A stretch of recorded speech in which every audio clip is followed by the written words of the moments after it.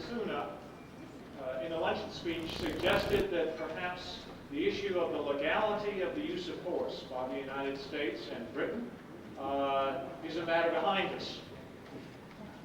I am, with all great due respect to the ambassador, going to disagree with that, because I think the question of the legal predicate that was used by the United States especially to engage in armed conflict in Iraq does not rest alone with the issue of Iraq, but carries forward to the question of whether it will become a part of customary international law and whether it will be used again. And so I think the question of what's called the use ad bellum part of international law, whether the United States was right and proper in its predicate for the use of force, is one that merits our attention. And let me suggest at the outside that there were four options available to the United States and Britain before we entered into conflict. The first and foremost, of course, was the traditional route of the United Nations Security Council acting under Chapter 7 of the Charter, authorizing the use of force. And again, at the risk of being presumptuous, I'm going to disagree with the panelist this morning when he said there were two instances where this has been done. I would suggest there's only been one, and that's the 1991 use of force, the first Persian Gulf War. With regard to Korea, President Truman actually launched the United States forces prior to the issuance of Security Council Resolution 83. So to suggest that that was the United Nations Security Council operation, I think, is to distort the facts. But nonetheless, that would have been the traditional use of force under the Charter. Now, a second option available to the United States was, had we gone back to the Council, and had we been able to, through diplomacy, through persuasion, through buying, to have garnered 9 votes of the Council, even with a veto of France or Russia, then nonetheless that would have raised the possibility of the United States claiming that at least it had a moral mandate to engage in conflict in Iraq. But neither the traditional Chapter 7 action nor the moral mandate materialized. And whether you call it failed diplomacy or whether you call it something else, nonetheless, neither one of those two options were available to the United States. There was a third option, and the ambassador alluded to it, and that's the argument, a plausible argument that could be made, that when you link the Security Council resolution of November 29th of 1990, 678, which authorized the use of force in the Persian Gulf if Saddam Hussein did not dislodge himself from Kuwait by the 15th of January of 91, and you link that with Security Council Resolution 687, which was the ceasefire resolution, and then you couple that with 1441 of last fall, that one could argue that that authorized the use of force because in 1441 the Security Council specified that there had been a material breach. And to be candid, that was what I expected President Bush to set forth 3.5 weeks ago, when on that Monday night prior to conflict, he gave the legal predicate for our use of force. But he chose to articulate and reinforce a new document, one which was first articulated in the National Security Strategy document of September of last year. It is one that I'll characterize as preemptive self-defense. You will not find it in the United Nations Charter. It does not exist in the Charter. It's clearly a product of customary international law. It is an extension, as it were, of the customary international law principle of anticipatory self-defense. But it differs from that in that it does not contain an express requirement for an immediate threat. It presumes that possible possession of weapons of mass destruction in and of itself creates that immediacy. Now, that is not what the British wanted to hear from our president, because they felt very uncomfortable in talk of regime change. They felt extremely comfortable in disarmament, but not in the use of force for regime change. But that is the plan, that is the path that this administration has set forth. Now, I would suggest only to us that if, in fact, this becomes a part of the fabric of customary international law. Even in fact, it is accepted, either implicitly or expressly, by the world community, then it is not a tool that is for us alone to use. That there is risk, that any other country can become the arbiter of when it feels threatened and when it decides that force can be used. And it removes that particular restraint that has existed for the last 50 years. Now, these are the issues that we'll be looking at in this current panel on the legal predicates for the use of force. And we tried to assemble a balanced panel, but a panel of the leading experts on this particular issue of the use of force. And in order to facilitate the flow of our panel, I wanted to introduce all four of them very briefly now, and then I'll turn it over to them. Our first speaker is Guy Roberts, who is Associate Counsel for Arms Control and International in the Office of Counsel Strategic Systems Program of the Department of the Navy. He received his law degree from the University of Denver and holds a master's degree in international and comparative law from Georgetown University and in international relations from the University of Southern California. Prior to assuming his current position, Guy had a distinguished career with the United States Marine Corps, long service guy, but nonetheless a distinguished career in the Marine Corps, serving in a variety of military, legal, and leadership positions in all levels of command. He's written extensively on non-proliferation, arms control, terrorism, and the law of war issues. Our next speaker, following Guy, will be Professor Mark Weisburd from the University of North Carolina School of Law, our neighboring institution, with which we here at Duke sometimes engage in sporting events that take on the specter of armed conflict. Mark joined the Foreign Service after earning his undergraduate degree and served in East Pakistan, Bangladesh, for 2 years before then entering law school at the University of Michigan. That's a school that's of late in the news, Mark. In the Supreme Court news, I should say. After 5 years of private practice in Washington, Mark joined the faculty of Carolina Law, where he teaches civil procedure, conflict of laws, international law, and a seminar on international human rights. Our third speaker on the panel will be my colleague from here at Duke, Professor Michael Byers.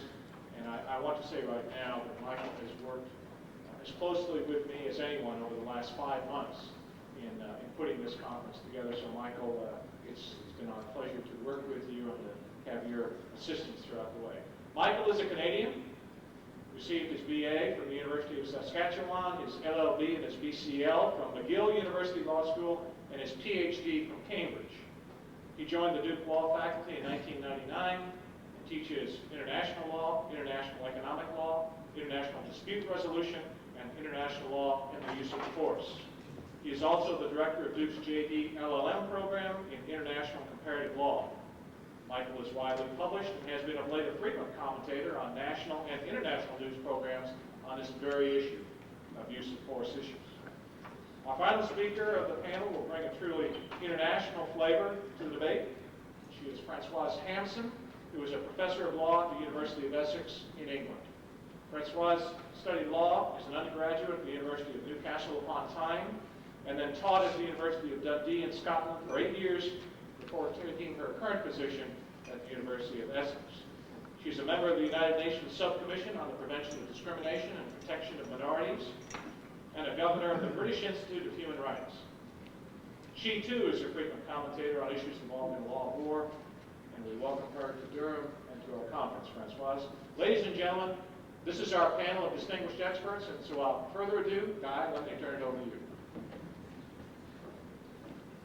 Well, thank you very much, Scott. It's indeed a very great pleasure for me to be here, and I'm glad I was able to be a part of this very important conference. And Judge Everett, I want to thank you also for inviting me. I think it's wonderful that I can see you again and be a part of everything that you're doing here.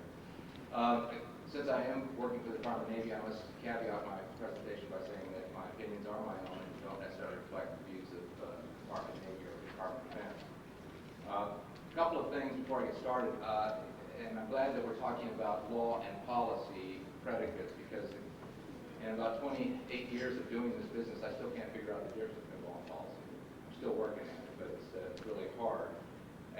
But there are some things that I think might be useful for you to look at as you consider these issues and you consider the future and what direction we're going in. And one of them is an article that has gotten a lot of play in the administration.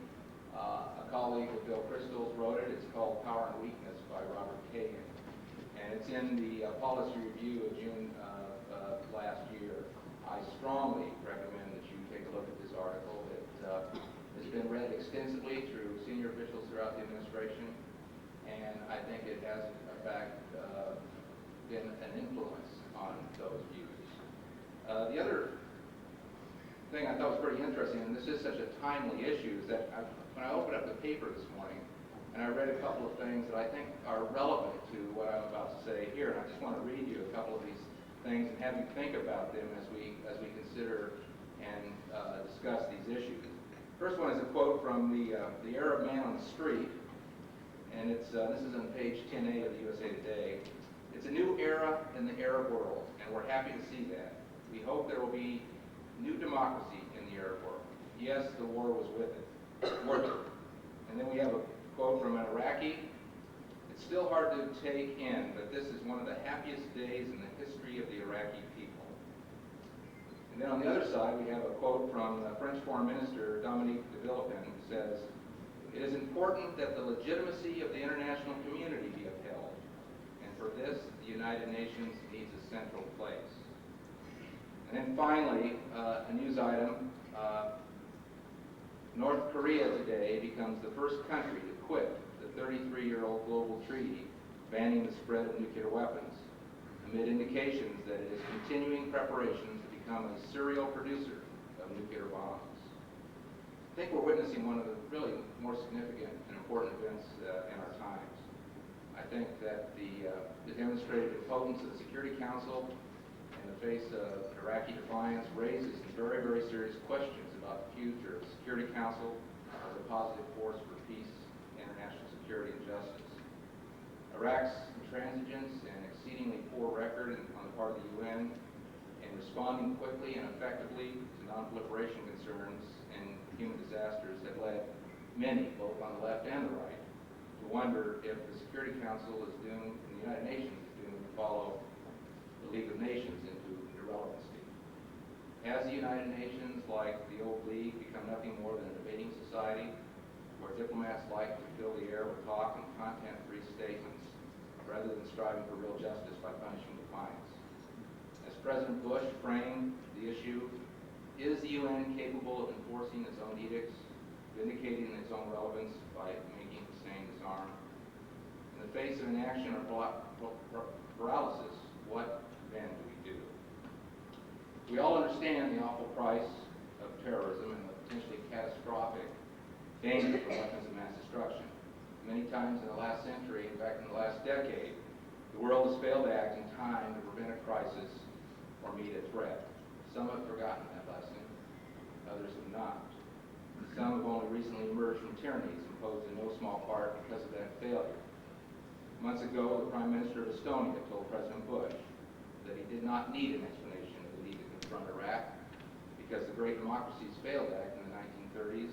His people lived in slavery for 50 years. History can be ignored or neglected only at great peril. Recently, I read an article by Alistair Cook, the British journalist and commentator. Mr. Cook lived through the appeasement of Hitler in the 30s, and he pointed out striking parallels with the situation today. Then as now, the timid and the fearful argue that a murderous tyrant may have terrible new weapons, but after all, they haven't been turned on us yet. The arguments then for doing nothing were like what we hear today, even down to the insistence that a comatose League of Nations is the only true and legal guardian of world peace. Mr. Cook described a majority of British citizens in the 1930s that would, quote, do anything, absolutely anything, to get rid of Hitler, except fight. It was clear from the beginning that Iraq was never going to comply with 1441, but instead was playing for time, and that was detailed, I think, quite extensively in the panel we had this morning. When some permanent members of the Security Council publicly announced they would veto any resolution that compels the disarmament of Iraq, it became clear that further diplomatic efforts would be futile. While another resolution, the 18th, not the second, the 18th, would have been useful from a diplomatic standpoint, it would not have given the coalition any more authority to act than it received already under previous resolutions and under their collective and individual rights of self-defense. The two, and I'll disagree a little bit with what Scott said earlier, I think there were in fact two legal bases for the use of force against Iraq, and if you look at the website, the White House website, it's laid out a pretty detailed articulation of that. However, he was correct in that on the British side, their emphasis was on the chain of Security Council resolutions that provided, in their view, ample authority, and that's pretty much my view as well. The authority for the use of force exists, in my view, in the combined effect of resolutions 678, 687, and 1441. The other 14 or so resolutions, and the practice of the key coalition partners in attempting to enforce the terms of those resolutions. All of these resolutions were adopted, of course, under Chapter 7 of the United Charter, which allows use of force for the express purpose of restoring international peace and security. Now, Resolution 678, the Security Council authorized force against Iraq to, of course, eject them from Kuwait, but also to implement all subsequent relevant resolutions and to restore international peace and security in the area. Resolution 687, which set out the ceasefire conditions, the Security Council imposed continuing obligations on Iraq to eliminate its weapons of mass destruction, to not use, develop, construct, or acquire weapons of mass destruction, submit to international inspection, verify compliance, not commit or support any act of international terrorism, or allow others to commit such acts to operate on their territory. Resolution 687 suspended but did not terminate the authority to use force under 678. Nevertheless, since almost the moment it agreed to the conditions of the ceasefire, Iraq committed repeated and escalating breaches of those conditions. On 3 occasions, in 1993, 1996, and 1998, this defiance led to military action by the coalition forces against Iraq. Now, these material breaches, actually multiple material breaches, of 687 revived the authority to use force under 678. International law has long recognized the right of parties to a conflict to resume hostilities in response to violations of ceasefire agreements. Historical practice since 1992 is also clear that a material breach by Iraq of the conditions for the ceasefire provided a basis for the use of force. This was the United States, France, and the UK have all used force against Iraq on a number of occasions over the past 12 years, in addition to the 3 instances I previously mentioned, and those were in relation to enforcing the no-fly zones. Absent a specific cease and desist order from the Security Council, and given the fact that no UN Article 43 security forces exist, it was left to the states operating in authority of these resolutions to determine how and when to respond in the face of continuing material breach. Then, of course, we had Resolution 1441 that determined that Iraq has been and remains in material breach of its legal obligations because it's not fully complied with 687. It gave Iraq, quote, a final opportunity to comply with disarmament obligations and warned, of course, Iraq of serious consequences if it did not. The Security Council also decided if Iraq failed at any time to comply with and cooperate fully in the implementation of Resolution 1441, that would constitute a further material breach. Thus, the authority to use force under Resolution 678 has revived and continues today. Now, Resolution 1441, I would argue, would in its terms have provided that a further decision of the Security Council to sanction force was required if that had been intended.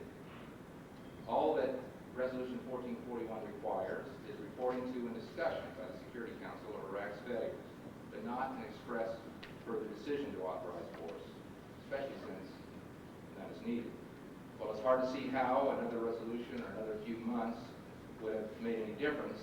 Some have taken a different view of the legal authority under those resolutions, and this has a lot to do, in my view, with how you view the evolving nature of international relations and politics and international law. It is a difference between those who, and I'll call them realists, still believe in the sovereignty of nation states as enshrined in the UN Charter and recognize the limitations of the current Charter's use of force regime, while those who, and I'll call them idealists, devalue national sovereignty in favor of multilateral agreements and who argue that the UN Charter prohibits the unilateral use of force in all cases, citing Article 2.4, and who insist that any use of force must be centralized in the Security Council under Chapter 7 as the sole source of legitimacy. So while the idealist tends to view international organizations as a way of controlling or constraining the ability of those who have power from exercising it and interprets international law through straitjacket constructions of international agreements, realists argue states define their legal obligations through state acts and practices reflecting the fact and political reality of international obligations. This is important because it has much to do with how one interprets a nation's right to act in self-defense in the absence of Security Council actions. It also reflects one's view of international law. Those that view international law as rule-based are apt to see those rules as immutable, static, rather than dynamic. However, that view denies the obvious reality that international law, as described by the late professor of Google, and I think it's a very important quote, is not a mere static body of rules, but rather a whole decision-making process. It is, in other words, a process of continuous interaction, of continuous demand and response, in which the decision-makers of particular nation states unilaterally put forward claims of the most diverse and conflicting character. As such a process, it is a living, growing law. If international law is to have any continuing relevance in the eyes of the public and guide the practice of states, it cannot distance itself from the practice or the social policies it reflects. Recently, we've seen the emergence of new paradigms beyond the paradigm of self-defense or self-help. These include intervention to remove an illegitimate regime or one that denies the right to democratic self-determination. Another is that states may legally act for humanitarian reasons to intervene in the affairs of another country, as the International Criminal Tribunal in Yugoslavia seems to believe. Intervention is based on the principle that sovereignty is limited and that there are certain obligations states owe each other and which no state is at liberty to violate. A concept clearly at variance with Article 2.7 of the Charter, that's the non-interference in internal affairs paragraph. Of course, now this leads to the other legal basis for justifying U.S. action against Iraq, and that's the right of self-defense, or more specifically, anticipatory self-defense. As we all know, the legal restraint on use of force was enshrined in Article 2.4 of the UN Charter, which obliges nations to refrain from the use of force in their relations with each other. This commitment is balanced, however, by the Charter's equally fundamental promise to provide an effective system of collective security measures to protect states from breaches of or threats to peace. This lofty plan for replacing state self-help with collective security failed because it was based on two wrong assumptions. First, that the Security Council could be expected to make speedy and objective decisions as to when collective measures were necessary, and second, that states would enter into the arrangements necessary to give the Council an effective policing capability. The United States has consistently taken the view that Article 51, the right of self-defense if an armed attack occurs, and customary law gives the state a right to respond to the threat of attack even if that armed attack has not occurred. I'm running out of time, so let me just make a very brief comment about preemption. Preemption is not a new concept, but in fact it's been well-founded in customary international law. Several of our presidents have utilized it. President Roosevelt did prior to World War II. President Kennedy referred to it, and of course President Bush recently talked about the right of taking preemptive action when necessary to defend the United States.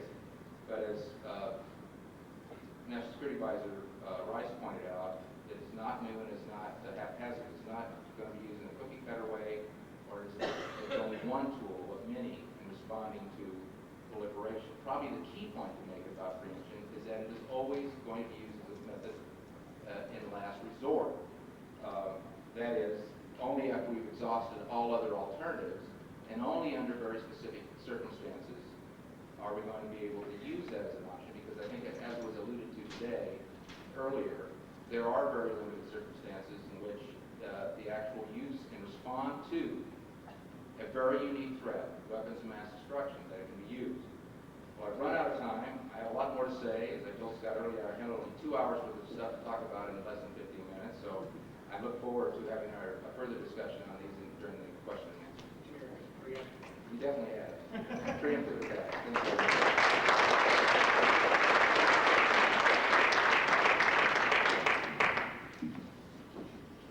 That's right.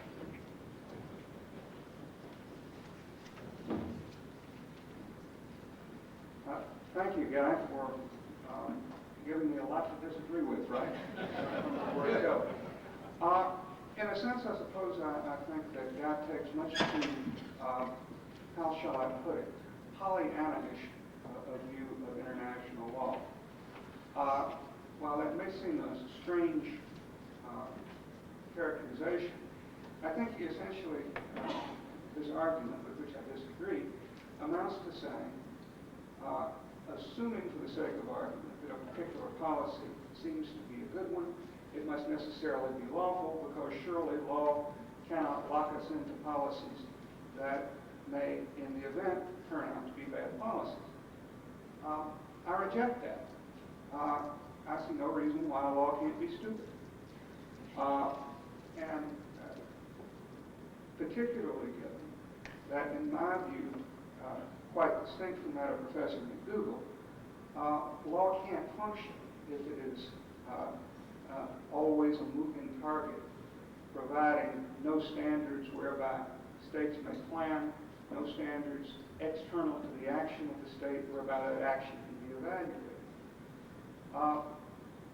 The downside of law as providing relatively fixed points to evaluate either the way one drives on Interstate 40 or the choices states make when they use force is that the policy frozen in law may work out in particular cases to produce perverse results.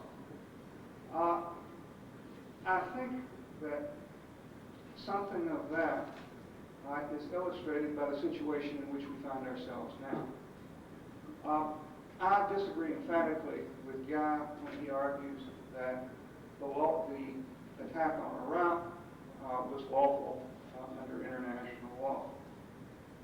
As he notes, first of all, considering the law of the Charter, there are only two bases whereby a use of force by a state would be lawful under the Charter: self-defense or authorization by the Security Council. Self-defense, as he acknowledged, and as Scott mentioned, traditionally is at maximum limited to a response to an imminent attack. Something is just about to happen. And no one contends, I think, that Iraq was just about to attack anybody. With respect to authorization by the Security Council, I don't think that one can argue that the previous resolutions, that is, the series of resolutions through 687, can be stretched to authorize this use of force. My reasoning on this point is simply that while it is certainly true that Resolution 687 imposed certain obligations on Iraq, it certainly seems to me to be true that Iraq flouted those obligations, breached that notion, breached its obligations. The problem is that to see those breaches by Iraq as justifying a choice by the United States and the United Kingdom on their own to respond with force amounts to saying that even though the ceasefire agreement, and I stress agreement, was concluded between Iraq and the Security Council as an entity, any individual member of the Security Council may take it upon itself to determine the proper response to a breach. In essence, this would disable the Security Council from entering into a ceasefire, since any state on the other end of the agreement would know that the Security Council could not bind essentially anyone. Indeed, one has to ask why the authority to respond to a breach would be limited to members of the Security Council. Why wouldn't any member of the United Nations, if it thought the Security Council resolution had been materially breached, be able to, on the theory of vindicating the principles of that resolution, resort to a use of force to respond to it? I don't think Resolution 1441 makes any difference on this point.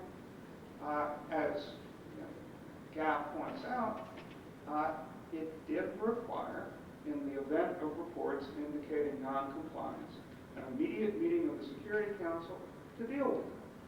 Now, my question is, if 1441 should be understood as somehow consistent with the unilateral use of force, what's the meeting about?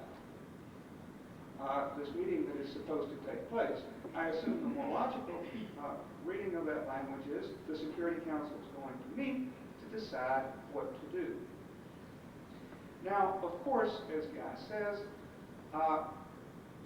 treaty law, including the law of the Charter, is not the only source of public international law.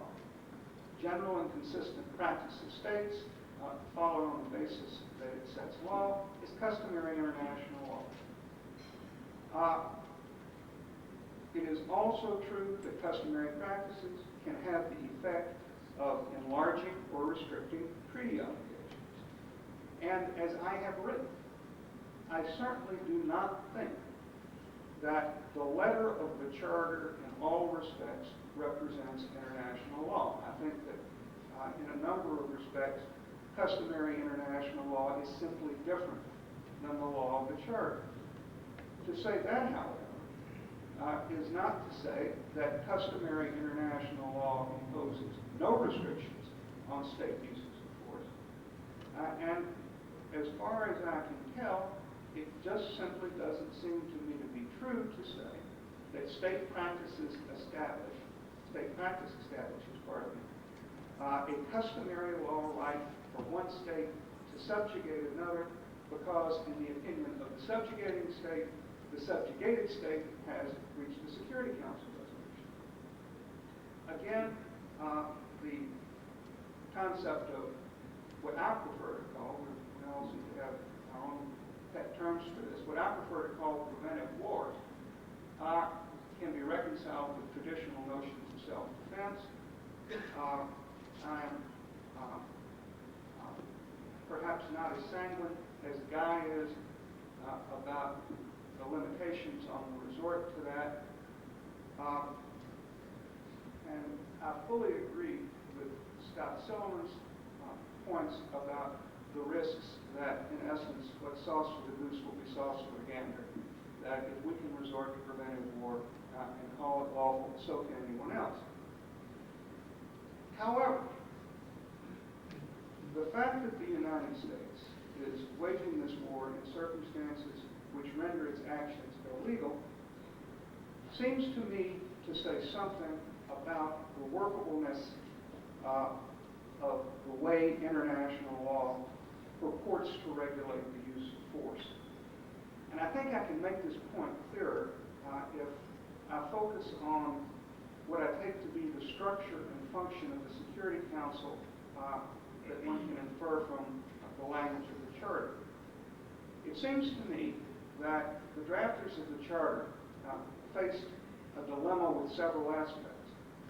On the one hand, they wanted to find a way to greatly curtail the use of force in international relations. However, they also recognized that there would be circumstances in which it would be legitimate, indeed perhaps necessary, for force to be used in a way that could not be called strictly defensive. Furthermore, they had to find a way to authorize such justifiable non-defensive uses of force in a fashion that could be seen as legitimate, yet would acknowledge the realities of disparities of power between states in the world. The fact of the matter is the military power of Monaco is not equivalent in never has been to that of the United States. What we come up with is a structure in which non-defensive uses of force are curtailed by a flat prohibition on such uses of force by individual states. Necessary force, however, necessary non-defensive force, is made possible by vesting vast discretion in the security council. Efforts to legitimize decisions to use that discretion in favor of use of force turn on the requirement that not only must all 5 of the permanent members acquiesce in any particular use of force, but at least 4 of the non-permanent members must also agree before such a use of force can take place. Yet the realities of power are acknowledged by the existence of the veto. This system, I think, greatly increases the likelihood that any choice by the Security Council to use force will be seen as legitimate. But it has a serious hole. There is no way to guarantee that decisions not to use force will be legitimate. In other words, no way to prevent vetoes for bad reasons or no reason at all. I would suggest the Security Council's inability to authorize the use of force, despite what appears to be a complete lack of dispute over Iraq's violation of 1441, a resolution which, of course, contained dire threats of the consequences of such violation, graphically illustrates this problem of what I'm calling an illegitimate non-use of force. One has to wonder, for example, how any state hereafter could reasonably assume that a non-defensive use of force it sees as essential to its security will be authorized by the Security Council. And of course, if states cannot rely on the Security Council's willingness to use force in such cases, the whole system where states in essence limit their own authority to use force in return for what amounts to a Security Council guarantee is thrown into jeopardy. Now, of course, a lawyer's immediate reaction to an argument that a particular power can be used without standards is to say, let's draft standards. But I can't see how one could draft standards to regulate the use of the veto. Aside from the complete absence of support either in the language of the Charter or in the political realities of the willingness of the permanent members to accept such limitations, I don't know how to frame such standards. The difficulty is that standards precise enough to restrain the discretion of the permanent power to veto would seem to me to, at the same time, obviously raise the problem of inapplicability in easily predictable situations.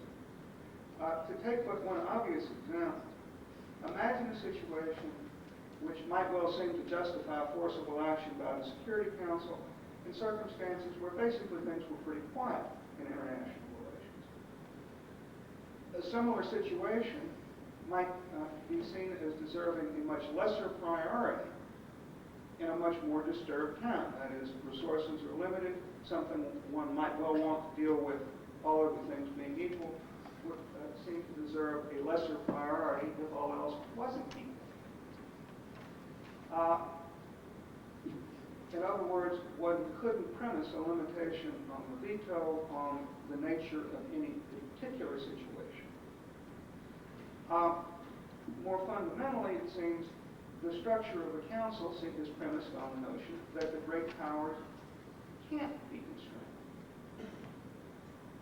It seems to me, in short, that what we're not talking about is really a violation by the United States and the United Kingdom of the rule of law, just because there don't seem to be any rules governing when the veto can be exercised in the Security Council. Thus, depending on Security Council authorization is not so much a demonstration of support for legal rules as a roll of the dice. I don't really see any way of dealing with this. I've been thinking about it. I'll think some more. But particularly in light of our chairman's urging, I will, on that cheerful note, stop.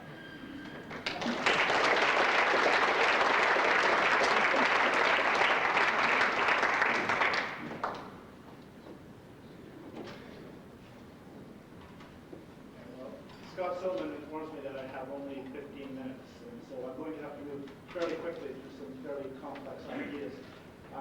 I've handed out a one-page sheet of paper that will help in this exercise. And if you're confused at the end of 15 minutes or would like to learn more, you can email me and I'll send you the full version. Basically, I want to play a mind game. I want to pull back from the legality-illegality issue.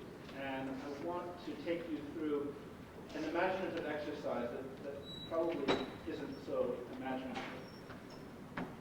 A new administration comes into office in Washington and is handed the keys to the most powerful military machine the world has ever seen.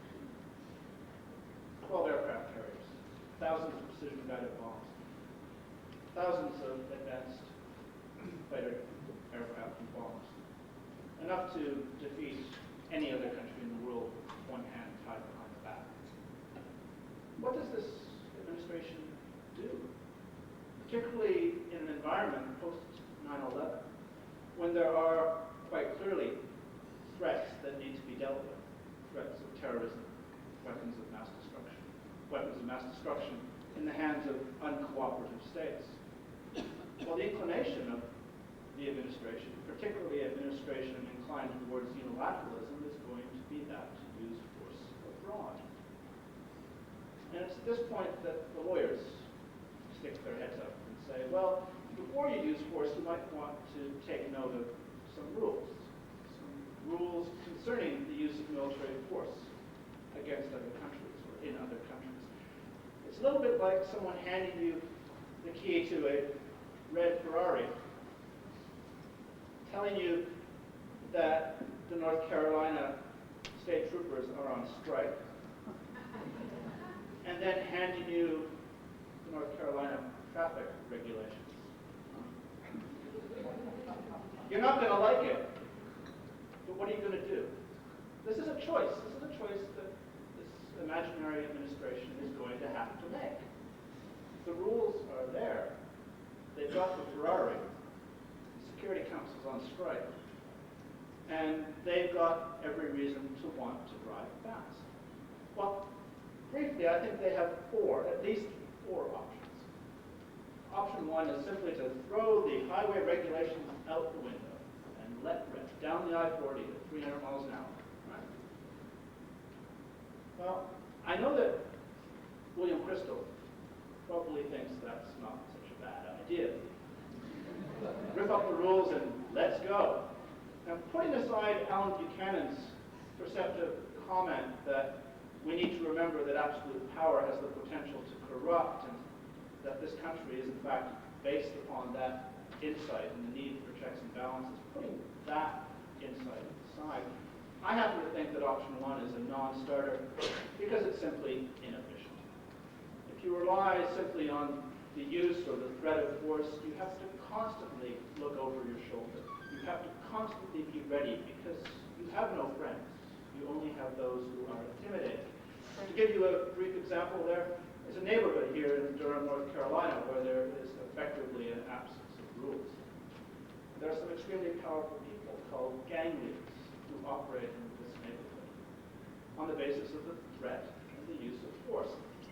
Their average life expectancy is 35 years. Option one is a non-starter, even for a hyperpower. Sorry, Mr. Crystal. But option two is more interesting. Option two is what I call the Dick Cheney option. And it was mentioned this morning. And this is create a new regime, a new legal regime whereby every other country is bound by the existing rules and the United States has exceptional rights to use force because of its special responsibilities in international affairs. This is language that we've heard most notably in the negotiation of the International Criminal Court statute. Special responsibilities. Troops in 140 countries, officially 140 countries. Special responsibilities. Wow, this sounds really great. So why not? Why not option 2? Well, the reason for this, and I'd like to take on Guy Roberts here, the reason that option 2 is not a real option, at least not in the short term, is that international law governs and is made by at least 191 different countries. I was struck by the fact that when Guy refers to state practice, he only refers to the state practice of the United States. But there are at least 191 other countries out there. There are 191 members of the United Nations. And under traditional conceptions of international law, they are sovereign equals. And their widespread consent or acquiescence is required before any rule of customary international law can change.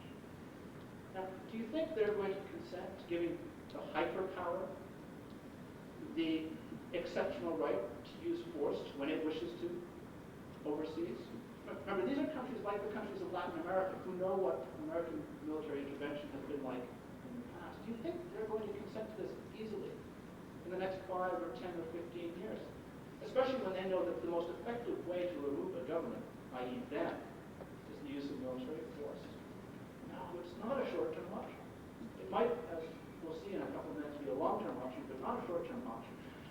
And so there's option 3, and this is option 3 is what I think the lawyers in this administration are doing. I have the utmost respect for them. I think what they're doing is dangerous, perhaps evil, but I have the utmost respect for their ability. Because they are seeking to change the rules on the use of force in generally applicable ways that work to the benefit of powerful states, most notably the United States. 2 brief examples. The first concerns the response to 9/11, the political decision to use force in Afghanistan. It could have been justified on at least 4 legal grounds.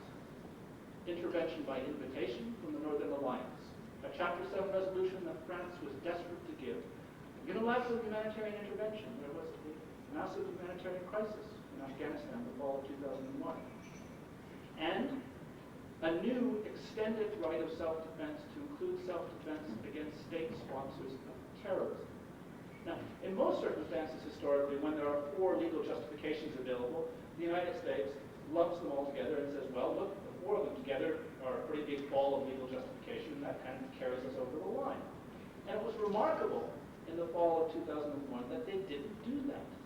They chose to focus on the self-defense against state sponsors of terrorism because they wanted to create this extended right. And in fact, it was not a new claim. If you read the passage from George Shultz in 1986, what was expressed and claimed in 2001 was in fact the Shultz doctrine, which hadn't succeeded in changing international law in 1986. Indeed, France and Spain denied the use of their airspace for the bombing raid on Tripoli. No widespread consent and acquiescence then. But in the unique circumstances of the fall of 2001, it was possible to secure this extended right. Very good lawyering directed at generally applicable changes available most notably to powerful states who have the capacity to use force against state sponsors of terrorism. Now, this brings me to the next example and the topic of this panel. Preemptive, or what in one instance I would call precautionary self-defense. There are at least 3 clearly discernible positions on the issue of preemptive self-defense. There, of course, is Article 51 of the UN Charter, which, if read according to traditional rules of treaty interpretation, precludes any right to preemptive action. The right of self-defense if an armed attack occurs. Ordinary meaning of the terms, if an armed attack occurs, you don't need to be a lawyer to figure that out. There is a second clearly discernible position that predates 1945, and that is the position set out by Secretary of State Daniel Webster in the correspondence following the Caroline Incident of 1837. And he said that there's a right of self-defense, that there's a necessity of self-defense, instant, overwhelming, leaving no choice of means, and no moment of deliberation. And that was widely accepted as representing the state of international law up until 1945, and the adoption of Article 51.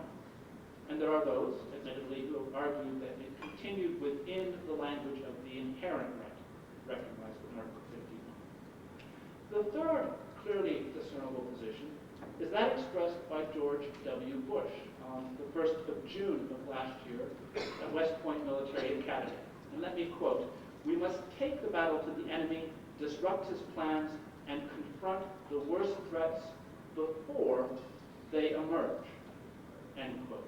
Now notice, this is clearly different from the Caroline criteria. There's no suggestion of a necessity of self-defense that is instant, overwhelming, leaving no choice of means and no moment of deliberation.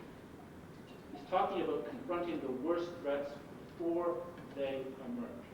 It's precautionary self-defense. It's not preemptive self-defense or anticipatory self-defense. It's precautionary self-defense. Now, what did these really smart lawyers in the State Department and the Pentagon do with this statement from the President? They're not going to change the broad policy direction of the administration. Their job is to attempt to shape the law on the coattails of the policy decision, and to do so in a way that serves the long-term interest of the United States. So what do these lawyers do confronted with the Bush Doctrine? Well, they reformulate it. And the reformulation appears in September in the National Security Strategy, where they do a couple of things. First of all, let me quote one line. "For centuries, international law recognized that nations need not suffer an attack before they can lawfully take action to defend themselves against forces that present an imminent danger of attack." That's an entirely accurate sentence. 4 centuries, i.e. from 1842 until 1945, there was a tightly constrained right of preemptive self-defense according to the Caroline criteria. An entirely accurate statement. But of course, notice that they forgot to mention the United Nations Charter. There is no mention of the UN Charter anywhere in the 30 pages of the National Security Strategy. That was deliberate. William Taft IV, the State Department legal advisor, carries a copy of the UN Charter inside his jacket pocket. He did not forget to put it in the National Security Strategy. It's a deliberate decision to set the baseline for discussion at the pre-1945 law of the Caroline Acts. And then what do? Well, they talk about how this traditional right was conditioned on a visible mobilization of armies, navies, and air forces, which again is true. And then they say we must adapt the concept of imminent threat to the capabilities and objectives of today's adversaries.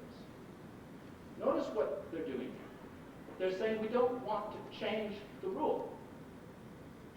We don't want to change the rule. We want to adapt the rule. We want to stretch the criteria of imminence to include the new threats of terrorism and weapons of mass destruction. Create a more ambiguous, flexible rule. Now that is a modification, if successful, a modification of the law, a generally applicable modification. But, and here I want to disagree with my good friend and colleague Scott Silliman, it's not a change in the law that will work to the benefit of all countries. It will work to the benefit of powerful countries. Countries who have the political, diplomatic, and military power to convince others that a situation involves an imminent threat when it works to their advantage, and does not involve an imminent threat when an attack, a preemptive attack, would not be to their advantage. So when India wants to preemptively attack Pakistan, Colin Powell will be able to say, it's not an imminent threat. And of course, as we saw in the United Nations in the attempt to buy votes last month, the United States can exercise an awful lot of pressure, including financial pressure, when it wishes to do so. But when the United States wishes to act, wishes to characterize a threat as imminent, it's going to be able to apply the same tools to secure at least the acquiescence of others in that claim. So this more ambiguous rule, the stretching of the concept of imminence, is a deliberate strategic effort to make the law more flexible to the advantage of the United States. This is option 3. Now, finally, option Cooperation and compromise. This is the option that I, a naive international lawyer, would like to see operate. Cooperate and compromise with other countries to make the existing mechanisms work. And quite frankly, if the countries of the world wanted to make the existing rules work against terrorism and weapons of mass destruction, they could do so very easily. Preemptive self-defense, preemptive war, precautionary war is a capacity that is accorded to the United Nations Security Council. This isn't new, it's just a question of the institutional mechanisms that you use. Cooperation and compromise continue this. But of course, that means that you don't get to drive the Ferrari at 300 miles an hour whenever you wish to. You actually have to rely on those cheese-eating surrender monkeys, as some people in this country have called them from time to time. And I don't think this administration wants option 4, except in those specific instances where it can work for short-term gain, i.e. in sharing the financial burden of reconstructing Iraq. Now, the last point, and this is why I come back to option 2 by way of option 3. Imagine that the United States were successful in creating greater flexibility in the rules concerning the use of force, so that it could actually act whenever it wanted to. And other countries, well, there would be more ambiguous rules, but in addition to more flexibility for them, there'd also be greater uncertainty, greater instability. Well, 20 or 30 years out, a really smart, diplomatically aware international lawyer might say, well, now's the time to go back to the international community and say, look, we're in a situation of de facto exceptionalism. Isn't it time to renegotiate the UN Charter to recognize that this de facto exceptionalism should in fact be formalized into a new charter where one country alone has exceptional rights to use force? That itself would be truly remarkable. I think it's 20 or 30 years out, but if you look at some of the planning that has gone on, most notably in some of the commissions that Donald Rumsfeld chaired during the Clinton administration, some of these people clearly do think 20 or 30 years ahead. And this is why I say that option 2, by way of option 3, is a possibility. And of course, by doing so, you effectively destroy option 4 insofar as option 4 is based upon cooperation and compromise among the 191 countries of the international community. Thank you.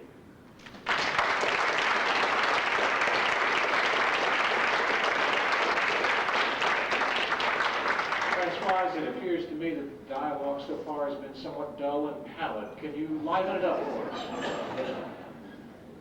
I'm glad to say I don't appear on behalf of any government, whether British or French, since I've got the nationality of both. But speaking as a surrenderer, I've always fancied driving Ferraris at 300 miles an hour. Let me join the club.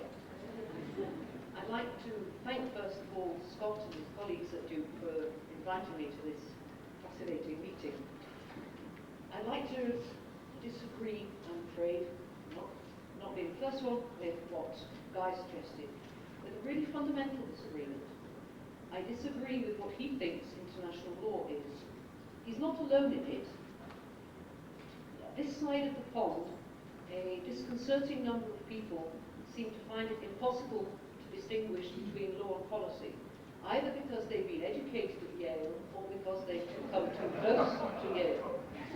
I was really relieved. It's the first time I've heard an American academic dissociate himself from the McDougall approach when Mark was speaking, and I breathed a sigh of relief. I have no doubt that law is influenced by policy, but it's not the same as policy.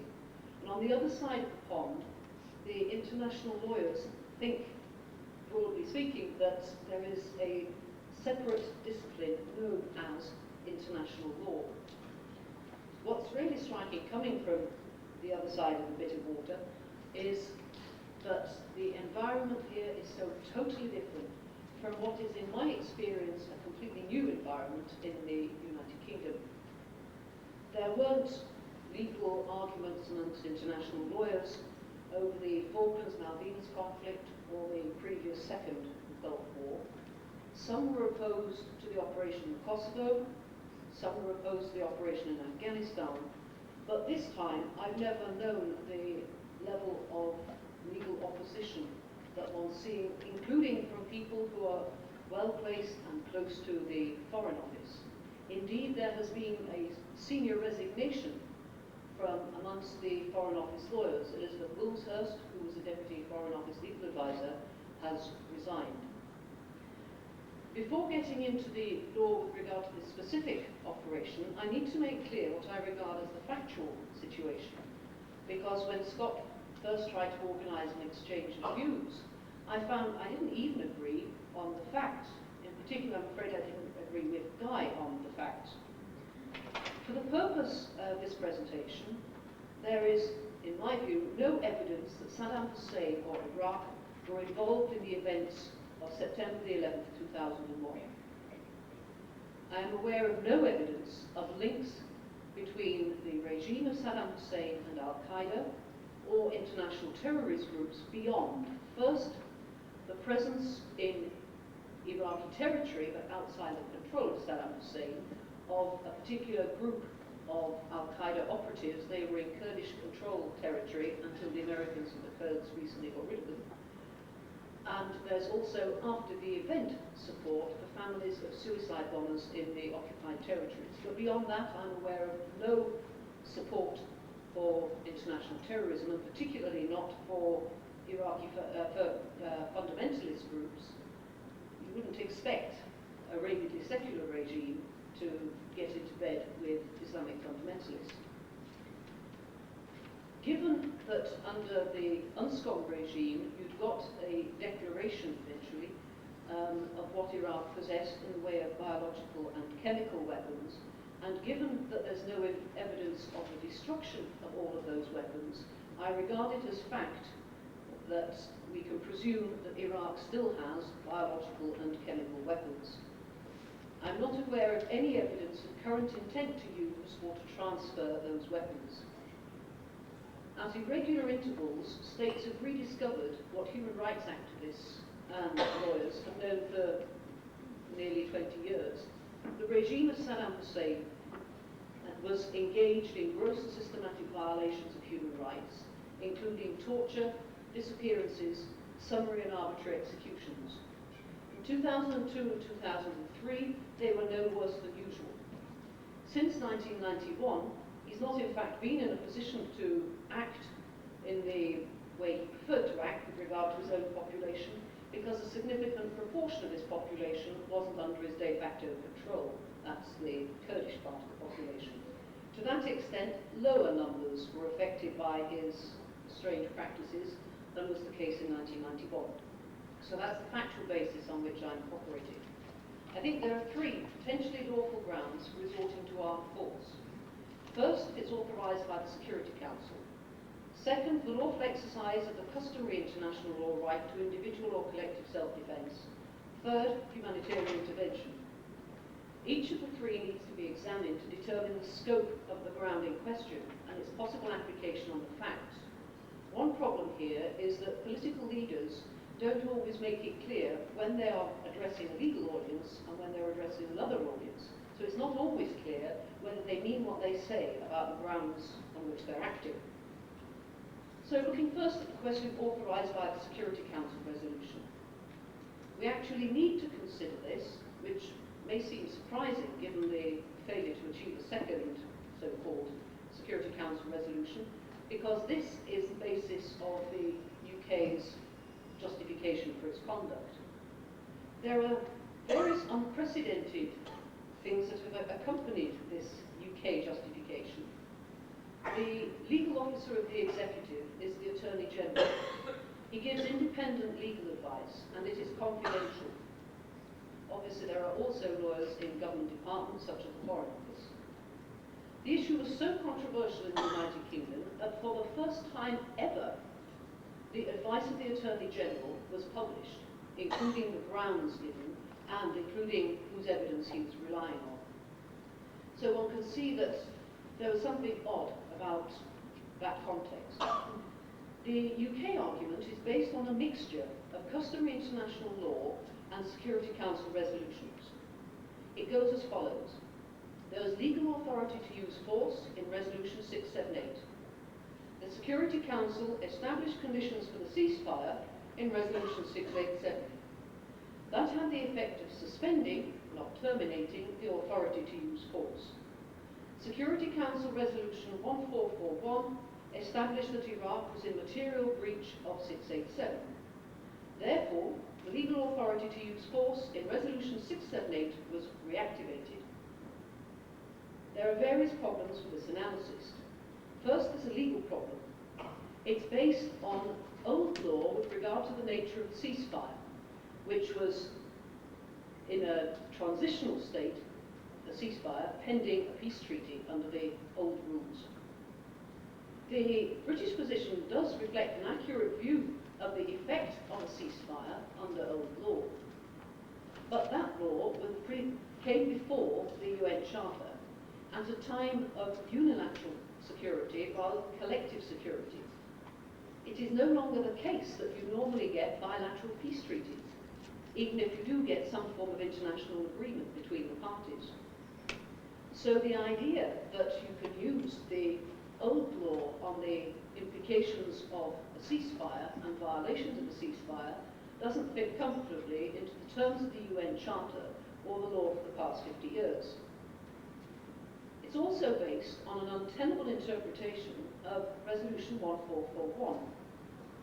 If that were intended to have the effect of reactivating the authority to use force, you would then not have needed any other Security Council resolution once it had been a determination that there was a material breach. But Resolution 1441 did not use traditional Security Council speak for resort to armed force. It spoke of serious consequences, not of all necessary means to enforce the earlier resolutions. And it was made absolutely clear by the majority of Security Council members in their explication de vote immediately after the adoption of 1441 that they only accepted the language because it did not provide automaticity. You couldn't automatically resort to armed force for the alleged violation. There's a second mixed factual legal problem with the British approach, and that is that it's far from clear that Resolution 687 is a ceasefire resolution. Resolution 686 looks like the ceasefire resolution in that it imposes the conditions for a ceasefire. 687 provides for the implementation of Resolution 686 and provides for disarmament. 687 is a disarmament resolution, it's not a ceasefire resolution. Now, if that interpretation is accepted, you can't even get to first base with the British argument. So why are the British relying on such a convoluted argument? Why not rely on self-defence or humanitarian intervention? The failure to do so suggests that they think there might be problems with the scope of self-defence and the scope of humanitarian intervention. Or they think that the scope of the norms might be adequate, but they have problems on the facts. So then turning to these two areas to see whether they could have relied on them. In the case of humanitarian intervention, I am working on the basis that under customary international law, most certainly not under the UN Charter, it appears to be, to quote the Foreign Office, not unequivocally unlawful for one or more states to act, calling it humanitarian intervention, where there is an imperative need to prevent a threat to international peace and security. But such an operation can only occur where certain criteria are met. You have to look at the nature and scale of the human rights violations or the humanitarian catastrophe, and it must represent a threat to regional peace and security. Other means must have been tried to resolve the problem. In other words, it must be a measure of last resort. It must be the case that the national authorities either can't put an end to the violations, for example, the case of failed states, or in fact are themselves committing the violations. It must be an emergency or crisis.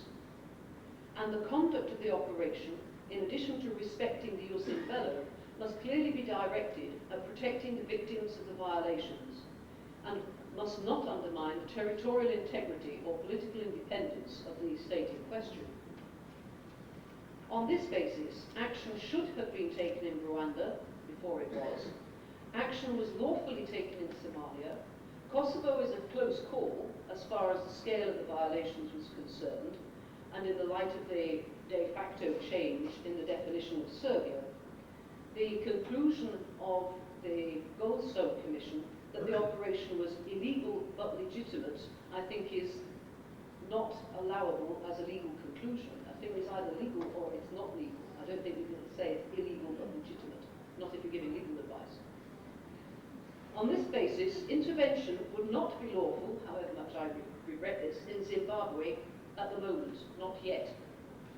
And it's not justified in Iraq now because there's no sudden emergency or crisis. I think it would have been possible to justify humanitarian intervention during the Anfal campaign or immediately after the use of gas against the Kurds in places such as Halabja. What was in fact notable was the complete silence of the international community. That leaves the defence of self-defence. It is clear from the decision of the International Court of Justice in the Nicaragua case that the customary international law principle continues to exist. It's not simply that Article 51 refers to a right of self-defence, but customary international law includes the right of self-defence. At customary international law, state practice clearly establishes a right of anticipatory self-defence. Statements in the UN and state practice clearly establish that there is no such thing as a right of preemptive self-defence or preventive self-defence. It's not just that states have not established that those things exist, they have positively established that they don't exist. So what about the threat posed by weapons of mass destruction and the acts of non-state groups? Well, if they've already acted, then you're dealing with an armed attack. Therefore, you're responding to an armed attack and you're dealing with a relatively normal application of the exercise of self-defence. It's not anticipatory. But what about the threat of future action? The doctrine of anticipatory self-defence was developed because you can't expect a state to do nothing till its territorial sovereignty has been invaded. The usual formula, the one used in the Caroline case that Michael referred to, was relevant to the type of threats you had in the 19th century. It required the threat to be instant, overwhelming, leaving no choice of means. A good example, it seems to me, was the Israeli strikes against military aircraft in neighbouring states at the start of the Six-Day War. Can one discern the relevant criteria that one needs to determine whether or not you can invoke a right to anticipatory self-defence? In other words, so that they could protect themselves effectively, whilst not just allowing states to do what they want. One question is the nature of the threat, the type of impact on people and the environment. Another is the scale of the threat, how many, what size area would be affected. A third is the likelihood of the threat materialising. Another is the imminence of that high likelihood. Then other means need to have been tried. You've got to show there's no alternative, and the conduct of the conflict needs to be proportionate. How would this work in practice in an interstate example such as Iraq? The nature of the threat, the use of weapons of mass destruction, clearly would get a very high score. The scale of the threat, clearly again, there'd be very widespread impact, a very high score. The likelihood of the threat, Iraq had only used weapons of mass destruction against non-Iraqis when their back was against the wall. There was no evidence that they were likely to use it prior to the American and British invasion. What about the imminence of the threat? That was very low till the coalition attacked. The problem seemed to have been being contained. Had all other means been exhausted? Well, the inspectors had asked for time, just a matter of months. More weapons were destroyed, as we were told this morning, under the inspection regime than in the previous Gulf War. So for these reasons, I don't think that the current conflict in Iraq comes within the justification of anticipatory self-defence, and I say that as someone who does accept that customary international law includes anticipatory self-defence. If you're dealing with law, then it means that A can do something to B, and B is entitled to take the same action. The point that two of the speakers have already made. I would emphasize that if the US was entitled to act against Iraq, then it seems to me North Korea can today attack the United States. Thank you.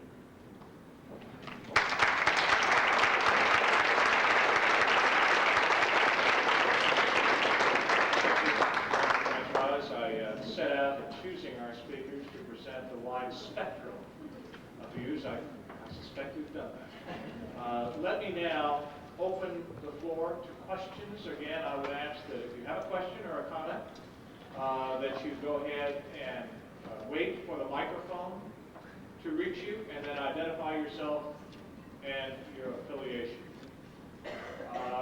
Peter first.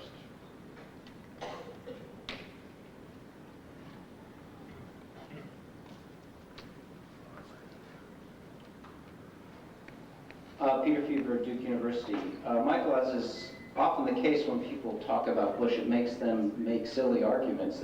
Something about him that drives people nutty.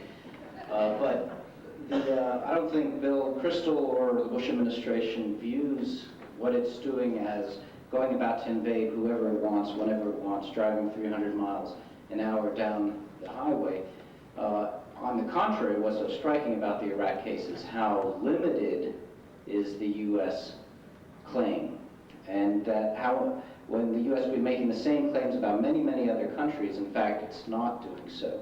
The contrast in the way that the U.S. treats the axis of evil, for instance, is more striking than the similarities. So clearly, there's something unique and distinctive about Iraq. But my question goes to the question of the legitimacy of international law. Because if I understand what you all said, everyone agrees that if the Security Council had said, yeah, go for it, it would have been immediately legal. There was nothing that would stop the Security Council from rendering a resolution saying, take out Saddam Hussein. Even if they said, we want you to take out the regime entirely, the Security Council could have authorized that.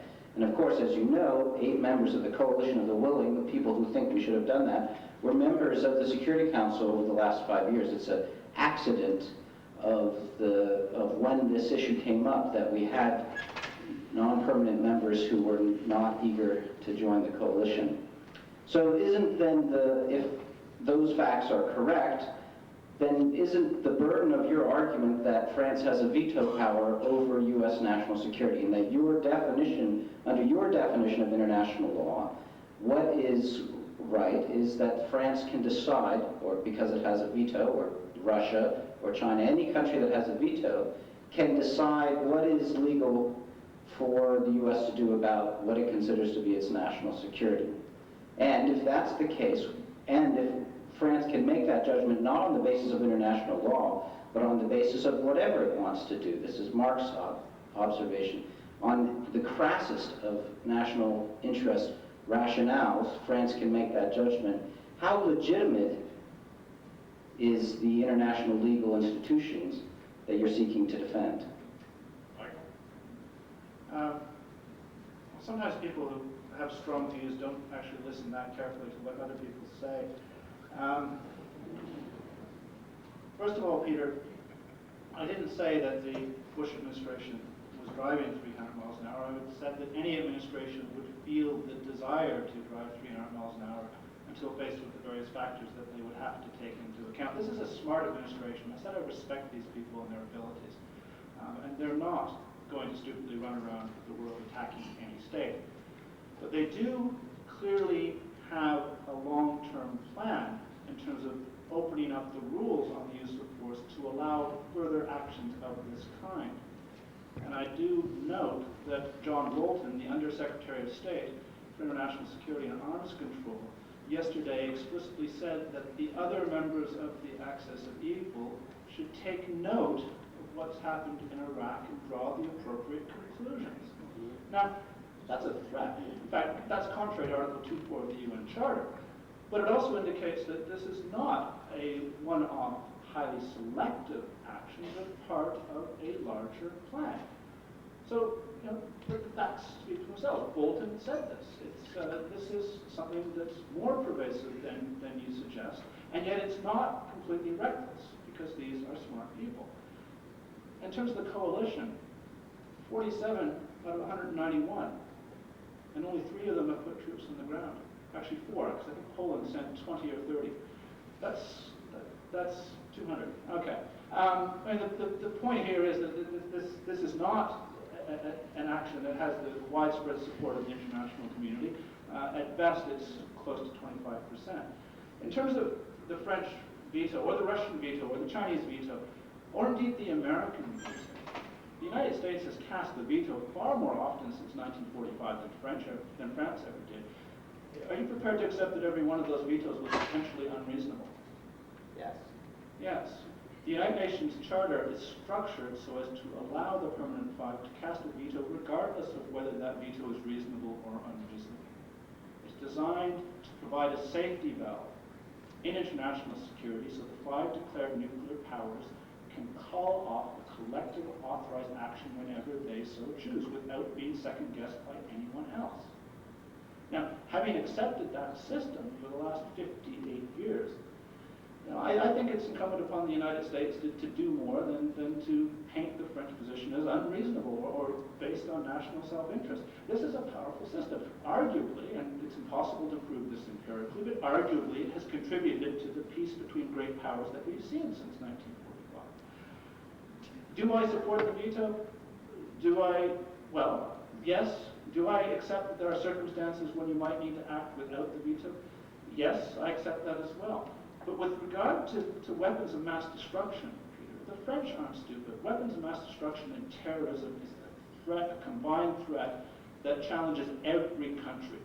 If there was an imminent threat, if Iraq was actually a serious and imminent threat, had the United States that intelligence and shared it with the French, there would have been French support for action against Iraq. No question. Judge Cox. Walter Cox. I'm speaking from 25 years' experience as a criminal lawyer, not an international lawyer. And Professor Hampson, I give your argument an A+ based upon the facts that you put forth. But I'm very concerned, and Professor Silliman and I have discussed this, about the rejection of the idea of preemptive self-defense. And you mentioned the doctrine of anticipatory self-defense, and I'd just like to know what the difference between the two is. At a simplistic level, international law clearly already accepts that there is such a thing as a doctrine of anticipatory self-defense, and in the past 50 years in the UN, states have repeatedly said there is no such thing as preemptive self-defense or any other formula that they're using. So I think the key thing is to actually establish what one means by anticipatory self-defense. At the time of the Caroline, the nature of the threats was different from the nature of the threats now. So I think one's got to come up with criteria that then you can apply to contemporary threats. In many cases, I would agree with what Michael's just said. If you had been able to show that there was an immediate intent to use the weapons of mass destruction, whether against the US or against some other state, or even against, for example, the Kurdish population, then I think you could have brought it within anticipatory self-defense, or if it was in relation to their own Iraqi civilian population, humanitarian intervention. I think the problem is that in the international domain, they haven't established the facts on the basis of which you could claim anticipatory self-defense. You don't need to create a new doctrine which will have no support in the Security Council. Anticipatory self-defense can do it. The problem was the United States and the United Kingdom haven't shown that there is an imminent threat, even interpreted in the light of 21st century threats. Thank you. Alan? I'd just like to try to expand the framework here a little bit. It sounds to me as if what we're getting is a stark opposition, dichotomy between two options. One is to stick with the blanket international legal prohibition against what I'm going to call preventive force, and that is not Caroline kind of case where there's an imminent threat, okay, but a longer range, a longer time frame effort to prevent some harm from occurring, which is what the Bush administration is talking about. I think it makes a certain amount of sense to say that given that there are weapons of mass destruction that can be deployed covertly and rapidly, we need to think about a longer time frame for prevention.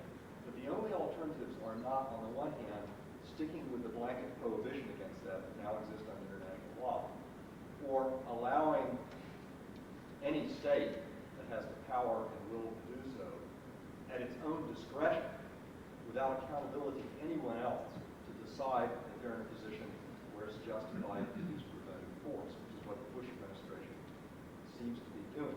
So I find myself in a peculiar situation of disagreeing with both Michael Byers and Peter. That's fairly rare. I think what we need to think about is the third alternative, and that is some kind of institutionalized set of criteria, following what Francoise said, but an accountability regime which would place some constraints on the ability to invoke the preventive force doctrine. And I think what this would involve is some kind of process ex post, as after the action's been taken, of the intervener subjecting itself to some kind of impartial review to see whether in fact there really was a serious threat.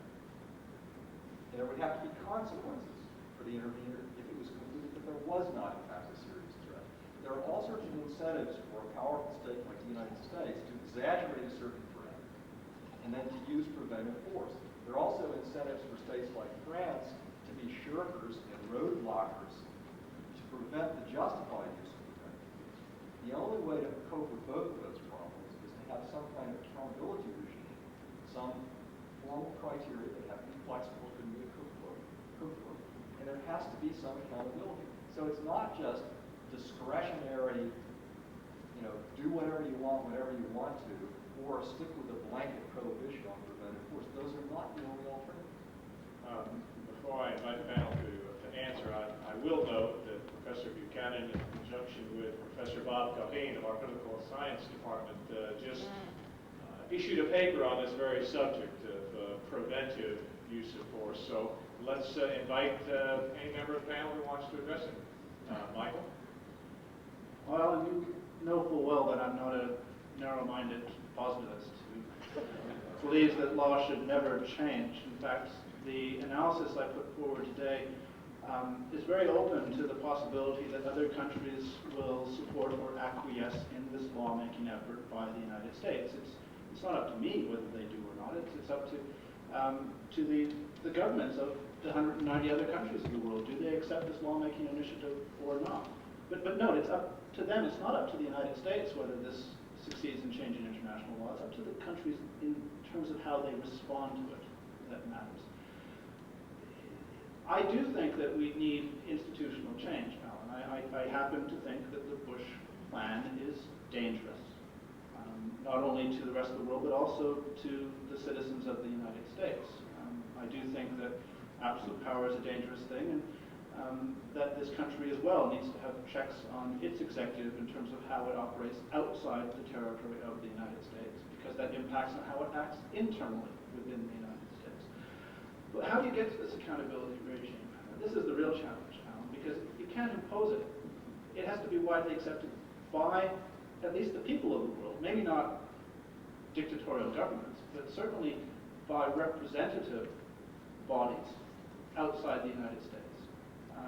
We need a moment like that occurred in San Francisco in 1945. We need to have a law-making gathering to rethink this and to make it widely legitimate. Are we ready for that? Yeah. I don't know. I don't think we are. But yes, I agree absolutely that people like you and Bob are blazing a trail that others will follow in the next decade or two as we confront the fact that the existing institutions are out of date and inadequate, and realize that the alternative that is posed to us by the Peter Beavers of the world is grossly unacceptable. So there is a middle ground, and you are leading the way, but it's going to be a long, hard trail. I am, again, with my prerogative as the chair, I would suggest that all of the panel members, with the exception of Michael, because as Francoise just arrived from across the pond, Michael is flying to England in, I think, about 2 hours. So, but I do want to take one more question, and Catherine Admay, is that you? And then we'll close and allow you to jump on and accost the panelists to your right. Catherine? Hi, I'm Catherine Admay, and I'm an international lawyer and teach here at Duke. And I guess I happen to know some three of those panelists have particular views on customary international law. Two, Francoise and Michael, have suggested that it's actually a useful source of international law, and I know from Mark's work that he's not a big fan of it. I wonder if this is not an instance for you, Michael and Francoise, to sort of reconsider how positively we international lawyers should regard customary international law, given that it's this massive exception to the tight structure of the United Nations Charter and allows for, apparently, a line of argument that we, even though we can exhort, as Michael has, in the need for 191 countries to jump on board, aren't going to be able to actually hold the line, I think, on that. And what do you guys, as a whole panel, make of the idea that we need to come as international lawyers to some perhaps narrow positivist point of view, that there is a hierarchy as between these sources of law, and that the supremacy of the United Nations Charter, being the constitution of international law, should in fact displace customary international law as a line of argument, so that we don't have hyperpowers essentially exiting this constitution for use of force so easily. Okay, let me invite all the panelists to very briefly, if we could, respond directly to Catherine's question. Guy? I'll start. Well, first of all, you might imagine that what you've got is a dysfunctional United Nations Security Council. It was dysfunctional from almost the day it was born. There was no force put in place under Article 43. The whole bargain, as I discussed, was not kept in the sense that the obligations were there for the Security Council to provide for the collective security of various countries. So, again, states then took it upon themselves to do what they felt was necessary in their vital national security interests. And that kind of segues into the other thing I want to say about that is that, you know, every nation, again, has the right to determine what its vital national security interests are. The United States has, in fact, said for 15 years that the proliferation of weapons of mass destruction are a vital national security. We're the only country that actually has issued, President Clinton issued 2 executive orders saying that is a vital national security interest, a threat to the security interest of the United States, and declared a national emergency. In fact, the Congress even passed 2 laws, one of which stated that Iraq continuing weapons of mass destruction program was a threat to the vital national security interest of the United States. The United States, like every country, has a right to determine that, and then they have a right to act accordingly, especially in the face of inaction or impotence by the Security Council. So the chances of that changing anytime soon are, in fact, saying that obviously you'll always try to go forward and try to deal with the Security Council, and hopefully they'll take action, but in the face of not taking any action, the United States, like any other country, has the right to respond to what they consider to be a vital national security threat. And because they have the power to do so, more so than any other country, that's when you get into all these circumstances about, well, whether they should or shouldn't, or whether we should contain them or not. And, you know, again, the United States is the only country that can, in fact, do the thing that they've done, in particular with Iraq. If it wasn't for the United States, there would have never been another inspection that we've heard. And, you know, these kinds of threats remain with the United States, and they see it as a threat. I don't think there's any president anywhere that wants to sit in front of a Senate hearing in the ruins of Washington, D.C. and explain why he didn't respond to a threat of nuclear weapons and wait until we were attacked. It just is not going to happen. And if you get into this do loop that Mark talked about, or these other panelists about, well, it's illegal, then what do? You sit there and do nothing. And in the face of inaction, the United States, in the face of an imminent threat, is going to respond to that threat. And so you try to develop.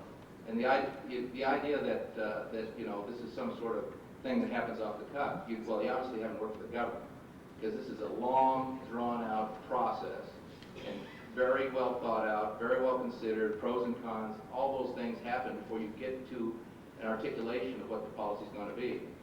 And so it's not something that is thought about in a willy-nilly fashion. So, you know, again, I think what you've got to look at the end of the day is how do you respond to an honest threat that goes all the way back. It's not just Democrats or Republicans, it's Democrats as well, have viewed this as a threat to our vital national security interests. Okay, Mark? Catherine, don't think my work suggests so much hostility to customary international law is hostility to some people's versions of how you find customary international law. With respect to the points you make, I frankly don't understand how it would work. Let us assume that all the international lawyers in the world loudly announce that we will ignore what governments actually do because the charter is super law. So what? I take it that nobody elected us. We're not lawmakers. If governments, for whatever reason, choose to behave in a way that makes the charter nonsense, then the charter is nonsense. International law, by definition, is not a hierarchical system. If the community of states, I don't like the word community, if states in general behave in such a fashion that makes clear they think the charter isn't worth the paper it's printed on, then so be it. And I don't understand how one somehow just announces we will pay no attention to what's actually going on in the world. I mean, I must say, it reminds me of the scene from The Wizard of Oz, where after everybody's come back to the Emerald City, Toto pulls back the curtain, and we hear the voice of the great and mighty wizard saying, "Pay no attention to the man behind the curtain." I don't think you can have an international legal system that pays no attention to the man behind the curtain. Michael, and I don't want to have to issue Peter a Kevlar suit, so could you respond to Catherine's? Quite happy to respond to Catherine. Good to see you here, Catherine. It's always difficult speaking law to power.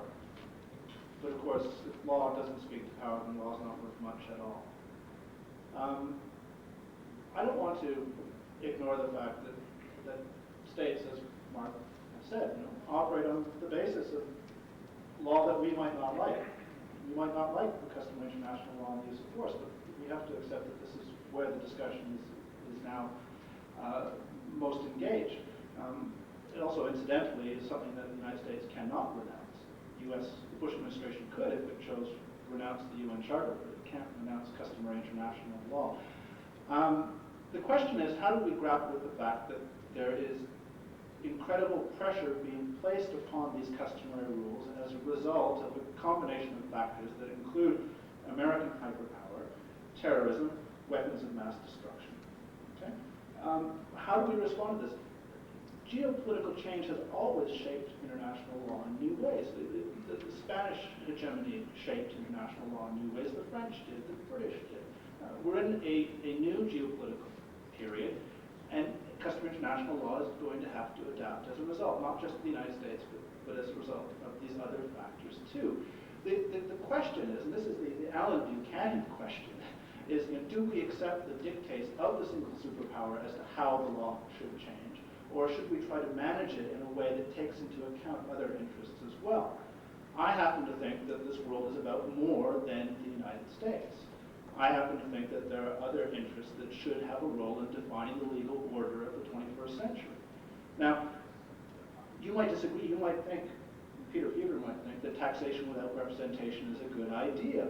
But I think this country is founded on some other principle. And I think that we need to take into account other interests, the great interconnectivity of this world, the rise of international civil society, the fact that there are at least 120 other democratic states out there, and do this in a cooperative way that takes into account the fact that the United States cannot alone dictate what international law is, but can work with others to define the new kinds of institutions that Alan so brilliantly has pointed out are needed. Francoise? I'd agree with what Michael said about customary international law. We're simply not in a position to get rid of it. I actually think we shouldn't try to get rid of it. We may want to argue about its content, but there are all sorts of areas where it can be really useful. Often a treaty regime will deal with some situations, but it won't address everything, and the way in which some of the gaps can be filled in can be through customary international law. So I'm a fan of it, and I'm bolstered in that by the fact that after the changes in the Soviet Union and the Eastern Bloc, from having taken a position, a doctrinaire position, that they would only ever accept treaty obligations and not customary international law. Now the Russians are on board to accepting that there are some things that are regulated by customary international law. Going on to Alan Buchanan's point about the ex post facto review, I think there is a problem in persuading Turkeys to vote for Christmas, but I think that has to be the way forward. It ties in with the issue of customary international law, that if there are, you don't just press a magic switch and say, we can do it because we've called it anticipatory self-defense. There must be criteria that are established so that you know when something falls within it. Similarly with humanitarian intervention, that if you think if you think it's unacceptable for a legal system to say, well, we'll stand by whilst genocide is happening because we can't accept there is any notion of humanitarian intervention, I would suggest that the better way forward there is to indicate in what kinds of situations, what the criteria are that must be satisfied. If you could, I think you could usefully have informal ex post facto reviews by having something, provided it was a prestige commission, if you could persuade enough states to vote for people or to put people on it so that some exercise like that happened, I think it could be influential. You mentioned the issue about the question of time frame for prevention.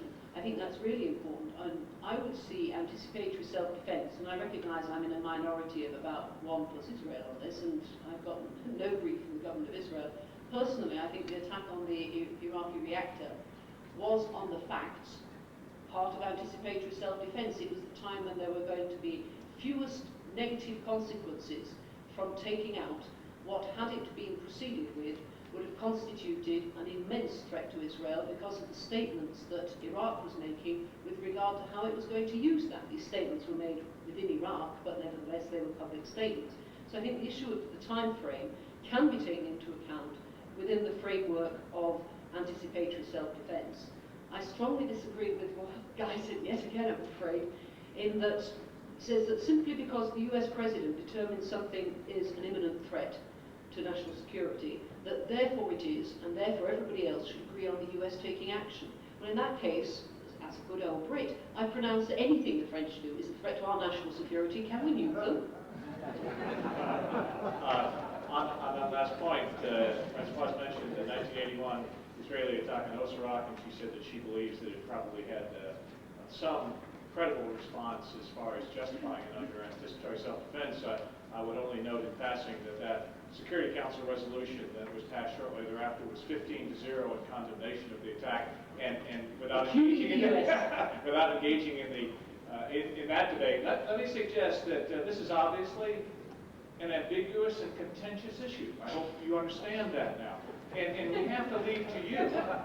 We have to leave to you to derive your own conclusions on how the United States actually justify the use of force in Iraq, and in fact, what the further consequences will be of that. This is an issue of importance, not just with regard to Iraq, but with regard to what might happen. So we want to take a break now to heal wounds, as it were, but also to give you a 2-hour break before dinner. Those of you who are joining us for dinner, it'll be at 6:30 tonight. For the rest of you, 8:30, and join me in thanking the panel.